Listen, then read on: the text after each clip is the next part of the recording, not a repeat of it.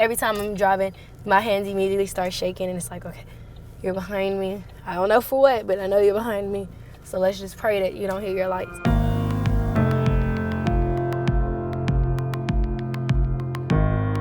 321, we have shots fired. We have one suspect down. Gripping his hand. Back up. I got right go. We've all watched the horrifying footage of black men being killed by police while on the road. Oh my God, please don't tell me he's dead. And we've watched black women violently arrested for minor driving infractions. For a failure to signal, you doing all of this for Get over there! We've seen the public reaction to police killings, but for black Americans, the story doesn't end once the news cameras are gone. We set out to hear firsthand from everyday people what it feels like to drive while black in America today. That journey took us to two high-profile locations, Falcon Heights, Minnesota, where Philando Castile was killed, and Prairie View, Texas, where Sandra Bland was arrested. So how would you explain to someone, if I were to ask you, what does it mean to drive while black? Driving scared. Every time you get in your vehicle, you're scared. Because if any cop gets behind you, if you ask any African American, our hearts instantly drop. It means to drive around in fear. It means to drive around and also hope. What's the hope? Hope that we make it home safe. You don't want to think about the fact that something could happen to you.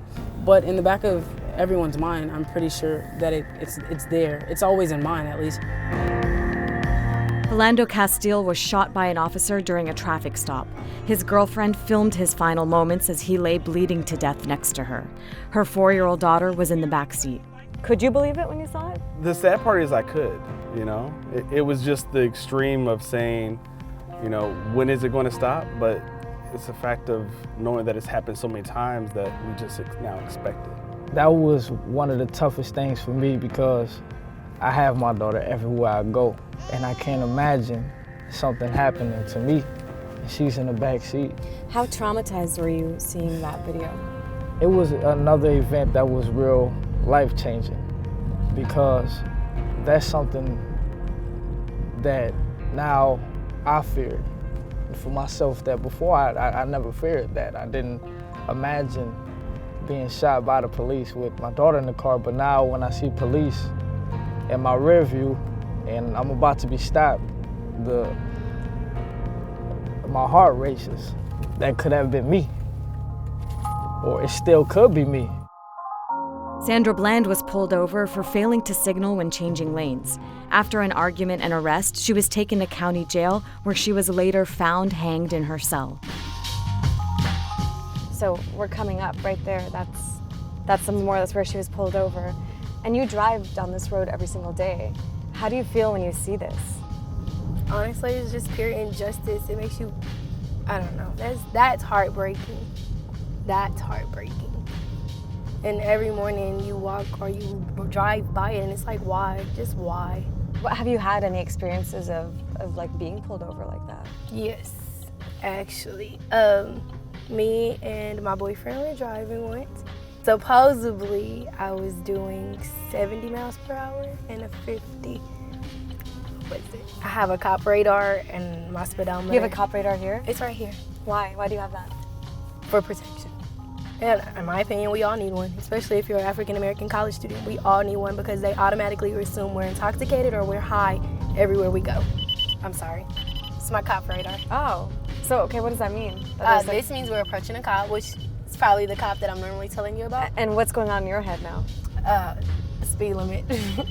Speed limit, make sure everything's okay. I know you have your seatbelt on, so we're good there. And just making sure that there's no reason for him to possibly stop me whatsoever. I have a good friend. He put stickies right here. So his license is right here and his insurance is right here. He sticks them on the steering wheel? He sticks them right on the steering wheel. Why? Because he doesn't have to reach. So now that eliminates the thought process and fear that the policeman might have. So we're going based off of the fear that they have, not always about what we got. So it's kind of a situation where you feel like either you comply or you die, and you have to choose between the two. Just the skin and my height. I think my height puts me in a disadvantageous position as well. You know, I drive a minivan. You know, I try and, dress up, and I always hope that will help me see another day. But That makes me really sad to hear that you have to like wear a suit and drive your minivan just And it to still hope might that not save me. to hope that people give you the benefit of the doubt.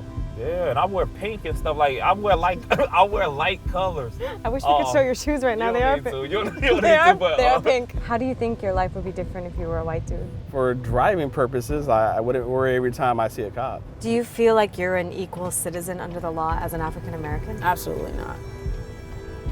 No. My mom worries to death every time. She's like, you know, make sure you call me when you get home. Because she's not worried about me Every getting time into an you're out? accident. Yeah, every time I'm out. My mother, she calls me every day. And when the Sandra Bland thing happened, it's like she called me every hour on the hour. Just because I'm her baby, whether I'm 20 or not, I'm still her baby. And she wants to make sure her baby is alive and is okay.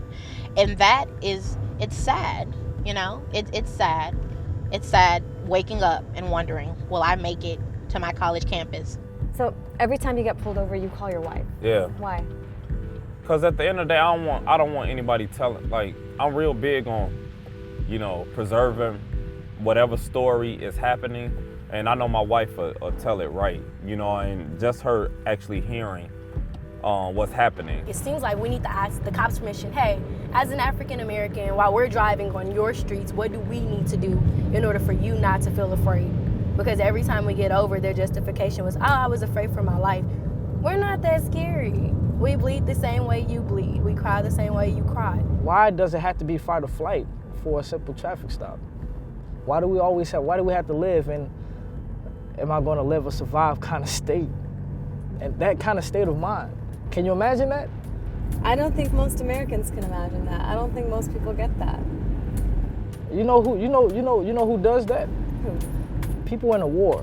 They live with the mentality, when they're on a battlefield, live or die. Why do I have to do that? Driving.